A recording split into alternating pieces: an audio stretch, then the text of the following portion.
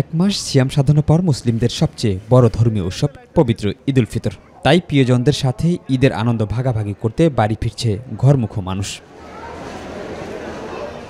ঈদযাত্রার তৃতীয় দিনে আজ ঢাকা থেকে মোট ৬৯টি ট্রেন দেশের বিভিন্ন গন্তব্যে ছেড়ে গেছে। নির্বিঘ্ন যাত্রায় খুশি যাত্রীরা। এই যে শ্বশুর বাড়িতে যাচ্ছি ঈদ করতে, শ্বশুর শাশুড়ি নিয়ে। নারীর টানেই আসলে বিশেষ করে বাসায় যাচ্ছি। আমরা বাড়িতে যাচ্ছি, পঞ্চগড়ে যাচ্ছি, বাবা মা আছে, ভাই বোন আছে। ঈদে ওখানে মজা করব তাই যাচ্ছি। আমার বাসায় বাবা মা ভাই বোন সবাই আছে। এখন অনেক দিন পরে তাদের সাথে ঈদ করা হবে, ভালো লাগছে আর। গত 2 দিনের তুলনায় ট্রেনে আজ যাত্রীর চাপ কিছুটা বেশি, তবে কোনো ধরনের ভোগান্তি হচ্ছে না স্টেশনে। আপনারা দেখতে পাচ্ছেন যে আমাদের স্টেশনের প্রবেশ পথে থেকে শুরু করে একেবারে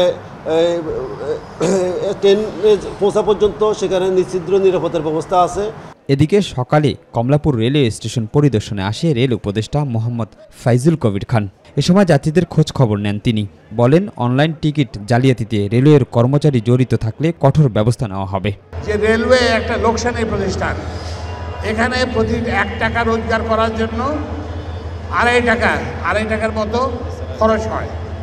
একটা কারণ হচ্ছে যে রেলওয়ের দুর্নীতি, রেলওয়ের যে অপচয় সেটা যায়, এবং আমরা সেটা যাতে কমে, দুর্নীতি যাতে কমে এবং অপচয় যাতে বন্ধ হয়, সেই জন্য আমরা কার্যকর ব্যবস্থা নিচ্ছি। এছাড়া ঢাকা নরসিংদী ভৈরব বাজার, নরসিংদী ঢাকা রুটে কমিউটার ট্রেন এবং ঢাকা নারায়ণগঞ্জ রুটে চলাচল কমিউটার ট্রেনের মনোনয়নকৃত রেক দ্বারা প্রতিস্থাপনের উদ্বোধন করেন উপদেষ্টা। ইটপাথরের নগর ব্যস্ততা কাটিয়ে নারীর টানে বাড়ি ফিরছেন মানুষ। ঈদযাত্রার তৃতীয় দিনে ঢাকা ছাড়তে শুরু করেছে নগরবাসী। নির্বিঘ্নে ট্রেন ছেড়ে যাওয়ায় স্বস্তি প্রকাশ করেছেন যাত্রীরা। কমলাপুর থেকে শিমুল খান, মাই টিভি, ঢাকা।